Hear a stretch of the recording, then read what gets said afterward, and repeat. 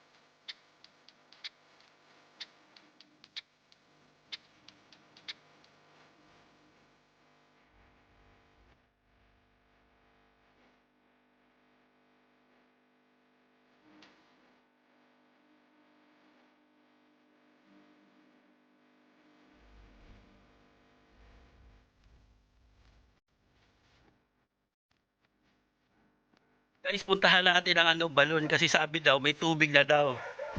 Tara, puntahan natin.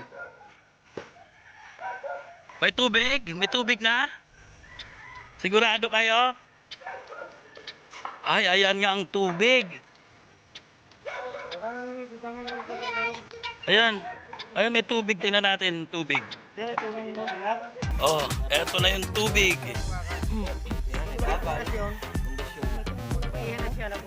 Ang galing Ang babaw pa lang pero may tubig na. Yan, ganito sa amin dito. Mababaw pa lang nagkakatubig na.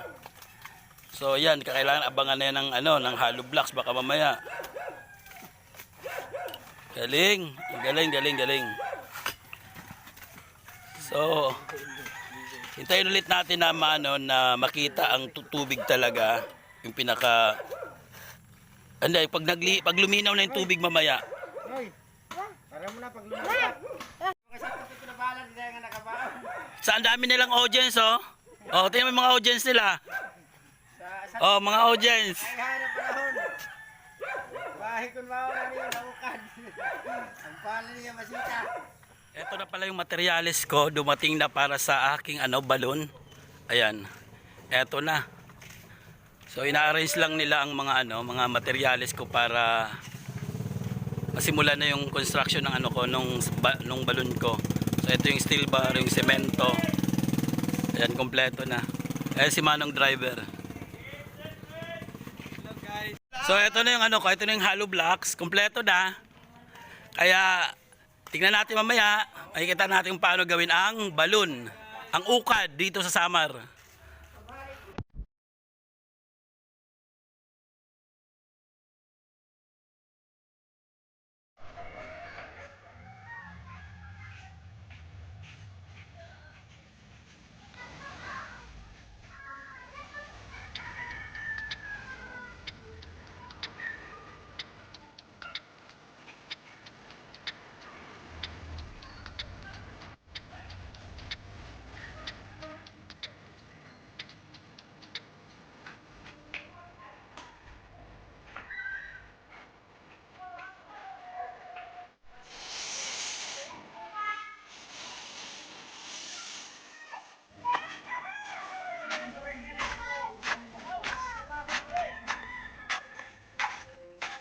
Sibuyas lang yun.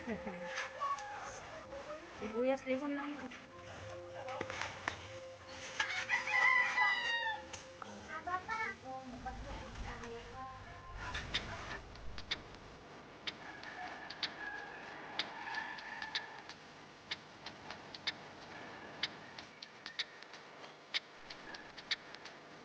Guys, tingnan natin yung ano, yung trabaho nila.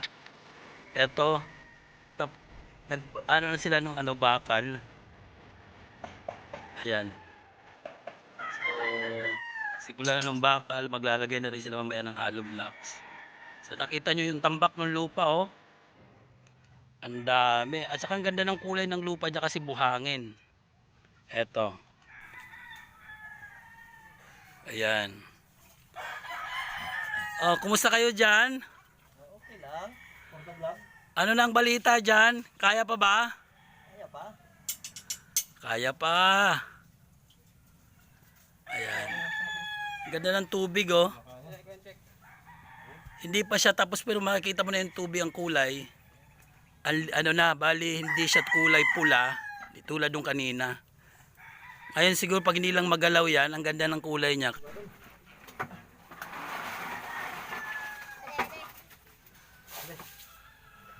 Ano? Sabay no. Ano? Hadlo ko uy.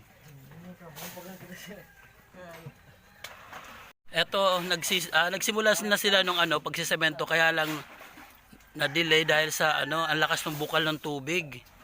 Ngayon, hindi masimulan kasi sobra. As in, pag nilalagyan na ng semento, naaagos. Kaya, sobrang ano nila, tanggal talaga ng tubig. Hindi pwedeng ano, hindi matanggal ang tubig kasi mawawala yung ano, semento. Mapasama dun sa tubig, sa bukal. Ay grabe, hirap na hirap sila kasi natitibag yung lupa.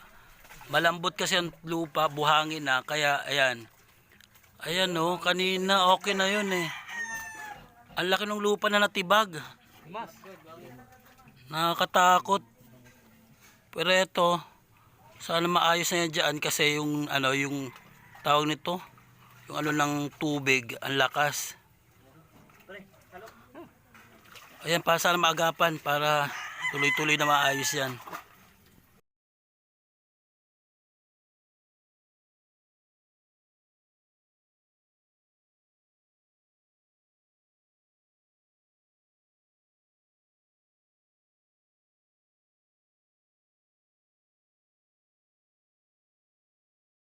Ngayon na hindi natapos ang aming balon na ginagawa, kaya ang gagawin nila ay babalik na lang sila bukas. Ngayon naglinis na lang sila nung ginawa nila ng semento. So silipin natin yung trabaho nila. Kasi sabi nila kailangan daw patuyuin ang semento. Kasi daw pag ginawa nila lahat ngayon, baka daw sumabog ulit. Sayang lang ang ginawa nilang balon, yung trabaho nila ngayon. Eto na siya ngayon. Ayan.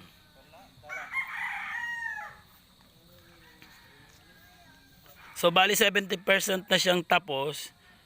So ang kailangan na lang nila ay kompletuhin bukas kasi ngayon basa pa siya. So pag nilagyan nila ng lupa baka bumigay yung mga gilid nila. So bukas tingnan natin. Hello guys, ngayon ay pangalawang araw ng aking pagpapagawa ng balon, nung ukad dito sa Samar. At i-check ko ngayon kung ano na kaya ang status, ano na kaya yung ano, progress nung ano ko, nung ukad. Tara tingnan natin doon kung tapos na ba o anong pinanggagawa ng mga tao doon.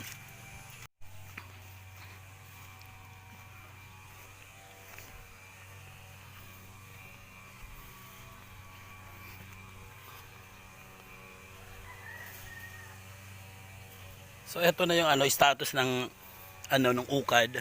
Kung makikita natin ito, patapos na siya. Ayan.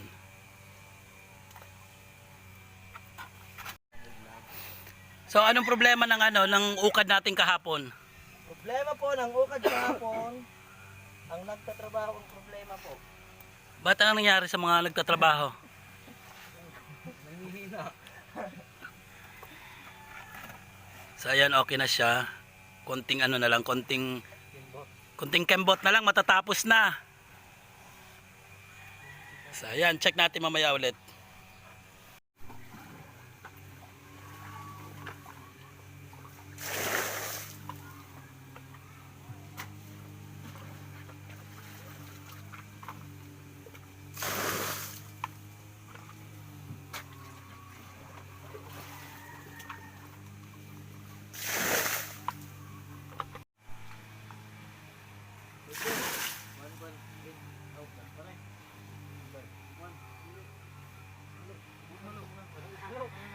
Guys, eto ngayon yung ano nila, huling gawa nila sa para sa pangalawang araw nung ukad, nung nung balon.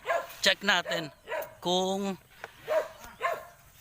tapos na ba o ano pa ang dapat nilang gawin bukas. So ayan. So almost almost patapos na. Mga ano na to, siguro mga ilang percent na kaya to, mga 85. Para dito sa balon lang, mga 85% na lang. Ayan na. So yung ano niya, hollow blocks niya nasa taas na. Silipin natin yung tubig. So yan. Pwede na magamit yung tubig kahit pang CR, pwede na magamit yan. Oh, ang ingay ng isang tao doon, oh. Hi ka naman sa vlog ko. Hi! Oh, see? Hi mga persons! At ito mga madlang people dito, oh. Madlang people, hi naman kayo. Ayan, medyo mahihain ang mga madlang people. So ito yung yung labas niya, oh. Ang ganda kasi may dalawang puno. So pag natapos yan, hindi mainit para sa mga naglalaba. Sige, bukas tingnan ulit natin. Kita-kita na lang tayo bukas. Update ko pala kayo sa balon yung pinagawa ko. Ngayon ay tapos na. So ipakita ko sa inyo ang hitsura ng balon. Ito na ang hitsura niya ngayon. Ayan. So ito yung labas. Pinasimento ko na para hindi siya magputik. So rito pwede na 'tong magamit labahan. Tsaka yung tubig pwede na rin pang paligo, panghugas. So hindi na ako mahirapan na magbayad pa monthly sa luwa. May monthly kami rito. May mga monthly dues, hindi ako masyadong mahirapan at hindi na ako mahirapan din maghintay. Minsan walang tubig, minsan tulad ngayon ilang buwan na. So ito ang itsura ngayon ng laman ng tubig niya. Ayan. Diba?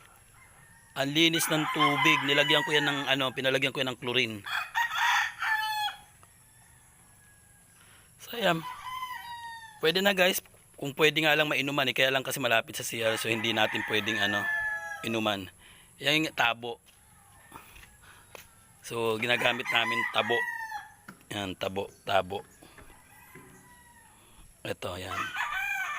Para pang salok ng tubig.